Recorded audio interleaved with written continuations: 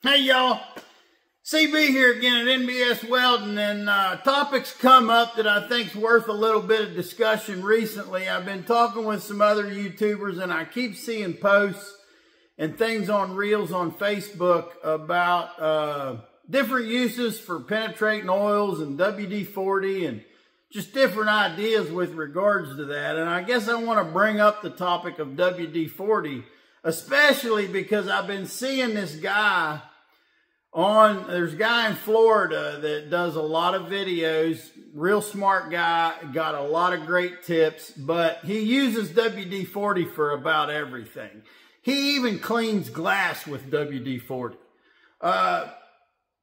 Look, here's the bottom line on this and what I want to mention to people that use products like that. And the reason I want to mention this is because I think there's a huge amount of overuse of things like that for things where other things will work. And especially with this guy in Florida, like, here's the thing. Every time I see this guy, he's talking about WD-40 as a bug repellent, WD-40 as a glass cleaner, WD-40 this, WD-40 that. And he's always got the tiny little 2.75 ounce WD-40 cans. Listen, if you buy WD-40 in those 2.75 ounce cans, they're like $5.98 a can. You're paying $278 a gallon for that product. And he's cleaning glass with those. I can buy gallons of glass cleaner. Windex, the best you can get, for less than 20 bucks a gallon. And he's using a product that costs $278 a gallon.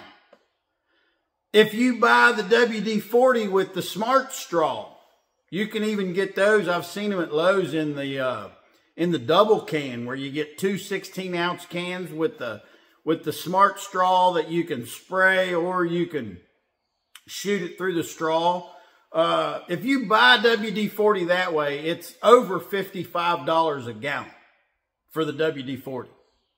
Now, if you buy WD-40 by the gallon in a steel container that's a whole gallon, you'll get it for just a little over 35 bucks a gallon, 35, 40 bucks a gallon. But still, if you need bug repellent, make sure you price bug repellent before you go using WD-40. If you need glass cleaner, price glass cleaner before you go using WD-40. A thing has come up with another YouTuber that does welding recently, where he mentioned that he wipes down his welding table with WD-40. Now, I would not do that. I don't want anything oily on my table, because I write on my table with soapstone, and if it's oily, I'm not going to be able to see my marks as well. If I was going to wipe my table with anything, I would wipe it with gasoline. I can get gasoline for a couple bucks a gallon. It's definitely not $35 a gallon, $55 a gallon, or $278 a gallon. But if I wanted to oil my table to keep spatter off my welding table, I'd use the oil that I drained out of the crankcase of this truck. Why would you pay for that? You know, you're wasting money. That's ridiculous. And if you get, now I can sort of understand someone that don't do a whole lot of doozies. If you're somebody that doesn't spend a lot of time in the garage, you know, maybe you tinker a little on the weekend and that's about it. If you're one of those guys that can spend 14 bucks for 2 cans of WD-40 that are 16-ounce cans, and get the Smart Straw, which does make it convenient to spray into places. If those 2 cans will last you 6 months or a year, maybe that's a realistic thing for you to do, because you can use the WD-40 as a lot of different things. WD-40 is a lubricant. It will remove adhesives. It is kind of a good cleaner for things. You can use it as a penetrating oil. It is, what it was designed for is water displacement.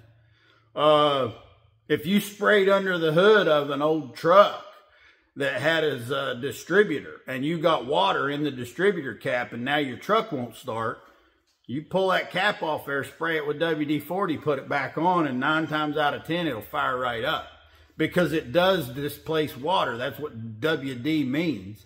It's water displacement formula 40, and the formula 40 was the one that displaced water the best and became WD-40. Now it's being used for all this other stuff, and I'm just saying that I think it's overused.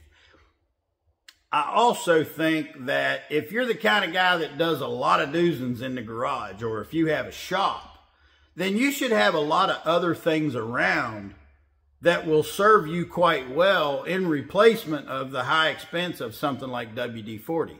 And actually myself, I make a lot of my own penetrating oils. And if you research penetrating oils, the absolute best penetrating oil to bust rusty nuts loose is a mixture of acetone and automatic transmission fluid. Okay, so why is that? Acetone is the ultimate dissolver. It dissolves stuff really well. Transmission fluid is a fluid that has excellent lubrication and very, very good detergents in it. You know, in an automatic transmission, as the clutches break down and those parts wear, automatic transmission fluid is responsible for dissolving those parts so they don't have a negative effect on the operation of that automatic transmission. So automatic transmission fluid has some of the most powerful detergents to dissolve things than anything you're going to find. Now, motor oil's got great detergents in it too. And, you know, when you drain oil out of the crankcase of the truck, people think, oh, that's nasty, that's dirty oil. The oil filters in these trucks are extremely fine. Yeah, I mean, that oil might have turned black from the carbon that's in it because these engines burn fuel and that produces carbon and it turns the oil black instead of the golden brown of new oil. But still, this is a very finely filtered thing. Even though you might have ran it in your truck for 5,000 to 7,000 miles, it's not that dirty. Now, there's some stuff you're not going to want to put it on because of the carbon, because of the black. But there's other things like a welding table or something. If you wanted to wipe it down with oil to keep spatter from sticking to it, use that. It's free. Well, you know, you're not going to pay all that money for something you don't need. Now, I said as a penetrating oil, a mixture of acetone and automatic transmission fluid is about the best you're going to get. Where you need to watch with acetone is acetone will dissolve things that you might work on that you don't want to dissolve. I wouldn't spray a bunch of acetone on something that had a lot of O-rings or plastic parts in it. You might work on things that have O-rings that you want to last, and acetone could have a negative effect on those O-rings. And you might have firearms like some of my pistols that are poly, that have parts in them that are almost like plastic parts. You don't want acetone on that stuff. So what can you use? Well, there are less aggressive forms of penetrating oil that you can make. You could mix automatic transmission fluid and mineral spirits. Mineral spirits is not as harmful as acetone. You could mix automatic transmission fluid and gasoline. You could mix automatic transmission fluid and diesel fuel. For a lot of purposes, I have a spray bottle of just diesel fuel. I mean, you look at the cost difference between diesel fuel and WD-40, and if diesel fuel will work, I'm not going to put WD-40 on it. There's way too much money being wasted there. Now, here's the thing about having a shop like I do and having a lot of these different products. You know, I even paint, so I've got acetone. I've got mineral spirits. I keep automatic transmission fluid around. I have a diesel tractor. I have a diesel welder, so I always have diesel fuel. I have gasoline mowers. I have gasoline vehicles, so I always have gasoline. Another good thing that's probably on the really clean side is kerosene. Kerosene is cleaner than diesel fuel. But what I'm getting at is when I'm trying to do something, I'll work my way up on it. You know, I might try just plain diesel fuel first. Look at the cost of that. It's not much. I might try gasoline or a mixture of gasoline and ATF, mineral spirits and ATF. If I need to go to the extreme of acetone and ATF, you know, I will. But I'm not paying $278 a gallon for a product and covering everything with it. That's ridiculous. That's an unnecessary expense. That's cutting into my money that I need to buy groceries and dog food, you know. So I'm not going to do that. And another thing that came up recently, I was mentioned how in a lot of cases I'll use that plastic shrink wrap, and I'll wrap it around something that I want to tape if I don't want to get tape adhesive on the thing. So I'll wrap it with that clear shipping wrap, and then I'll tape over that with either duct tape or electrical tape. Then if I want to remove that, I can take a razor blade, cut that off, and there's no adhesive left on what I'm doing. And I had a comment that if you get that adhesive from your tape on something, WD-40 will take it off. Yeah, WD-40 will, in a lot of cases, dissolve adhesive, but not as good as acetone. And acetone's not $278 a gallon. Acetone will dissolve anything. And it doesn't cost that much. And I guess that's what I'm getting at is I believe that products like WD-40 are overused. Now, another penetrating oil that people use is PB Blaster. You need to be careful with Blaster because it will dissolve some stuff. It will dissolve foam and certain things. And there may be times whenever you're working on something that's really important and you need a penetrating oil, and you need to make sure it's a safe penetrating oil. Because maybe you don't know if there's polyplastics in this firearm, or maybe you don't know if there's O-rings in it, or maybe you know that there's O-rings and poly in it, and you want to be 100% sure that you don't damage any of those things, while at the same time you need a very good penetrating oil. And for that, I would say Kroil.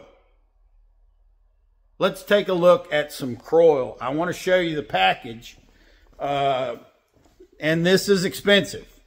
That's why I'm very limited on where I would use Kroil. This is one of the spray cans of Kroil. Here's one of the smaller ones. A buddy of mine actually gave me this. And these cans, the reason I have these cans is my buddy gave me those now, and you can buy Kroil in a gallon. See, it says the oil that creeps. Let me give you the quick rundown on Kroil.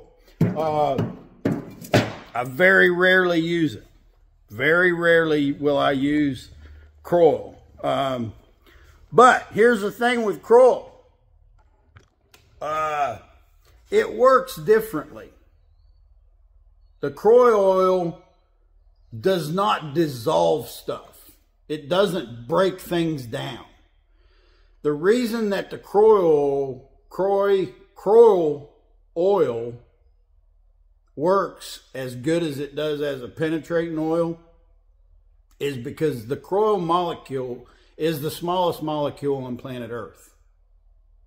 So when it breaks the nut loose, it's not actually dissolving the rust. It's not actually eating anything up. And that's why you can use it on things like poly firearms or or O-rings or things like that, because it doesn't dissolve stuff.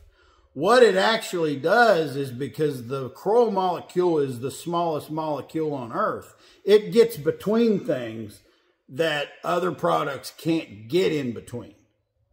So when it breaks the nut loose, it's because the coil molecules can get in between the rust and dirt and in between the threads of the nut and the bolt, and that's how it works. So, you know, I'm not saying that there's never a time.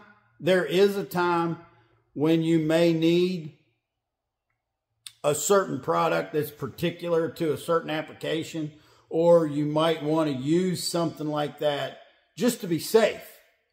You know, so you're making sure that you don't mess up something. But I feel like it should be mentioned that those 2.75 ounce cans of WD-40, that works out to be $278 a gallon. The 16 ounce cans of WD-40 work out to be over $55 a gallon. And even the gallon cans of WD-40 work out to be over $35 a gallon. So you're using something that's wildly expensive to do what you're doing.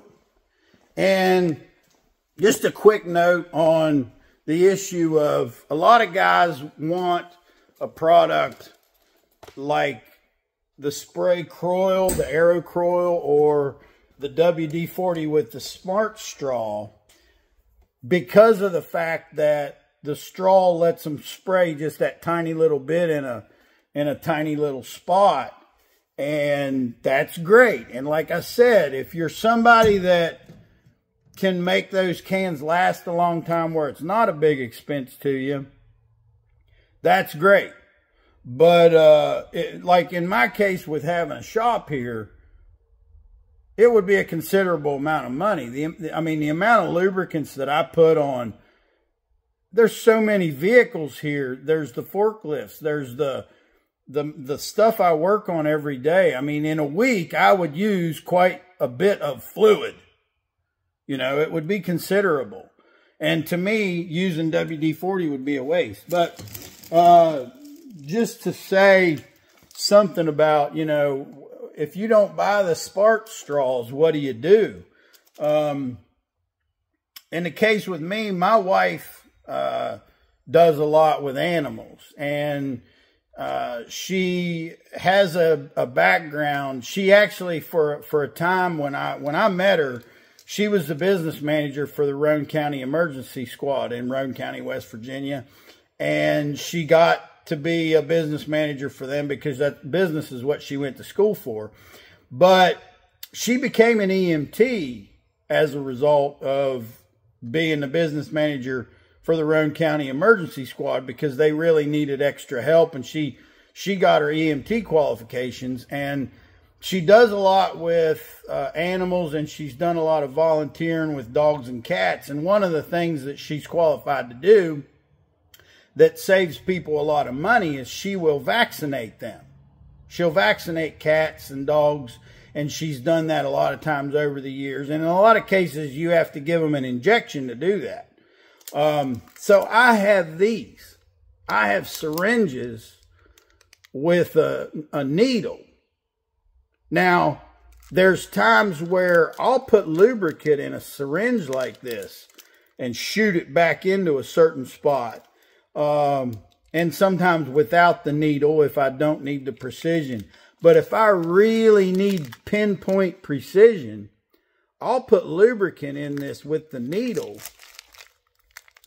and use the needle to force that lubricant into a certain place. And all kinds of different syringes are, you know, available. You can buy them. I think she gets them. She actually orders them from Amazon. So you could go to my Amazon storefront and search my Amazon storefront link is in the description of all my videos. You could click on that and go to Amazon and search and maybe buy you a pack of syringes, or you're probably not going to need that many. So you might just, do you know anybody that's diabetic that would give you 1 or 2 of theirs? Because they probably buy them in packs of 100. It's just, I'm saying that's an idea, and you could come up with other ideas to get lubricants into places other than using the smart straw. And I think, the smart straw is a decent idea, and there's nothing wrong with having those around. There's nothing wrong with using those. I just think it's overused, and there's a lot of money wasted on it.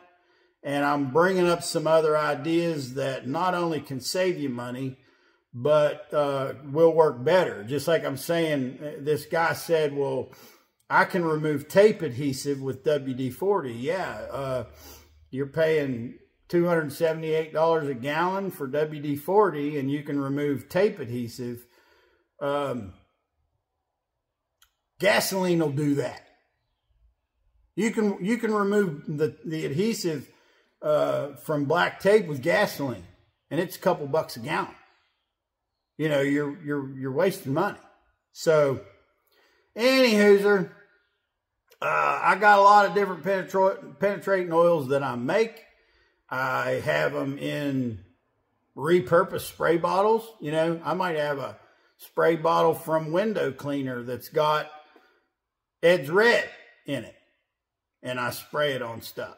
And the traditional Ed's Red is a mixture, equal parts automatic transmission fluid, K1 kerosene, mineral spirits.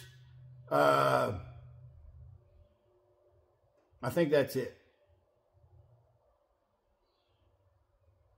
You can look up Ed's Red. There's different mixes. And if you want to make your own Ed's Red that is really potent as a penetrating oil, like for busting rusty nuts, then you want it to contain acetone. So you'd have kerosene, mineral spirits, automatic transmission fluid, and acetone. And in a lot of cases, I have just mixed the acetone and ATF and got good results. So, I don't know if you really need the kerosene and mineral spirits, but try some of your own stuff. Learn how to work with what you got. You always have everything you need. And I want to thank y'all for watching, and I want you to have a great day.